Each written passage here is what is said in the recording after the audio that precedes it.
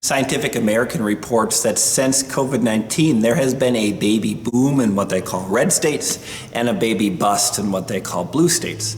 And the research is trying to understand, why are people more comfortable having children in certain states than others? And if you see the way that the graphs are, there's certain states like Montana, look at that arrow going up to the top. Wow, people are having babies in Montana. And then other states like California and New York, they're really not having babies. Quite a massive shift. And they're trying to understand these things, and there's some different research on it. Again, how much of having children is planned and how much of having children is a blessing or something unexpected.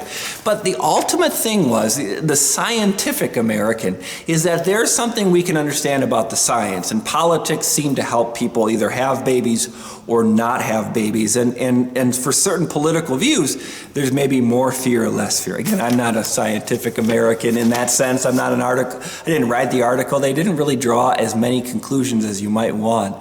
But what they try to do is understand, why do people do different things even if they live in the same country? Why can some have fear and some have faith? Why can some feel confident having children and others say that's the last thing in the world I can do? What's the real difference here? Psalm number 11. For the Lord is righteous, he loves justice, upright men will see his face. We live in a world where there's a lot of righteousness being bandied about, a lot of justice being talked about, but what about his righteousness? What about his justice?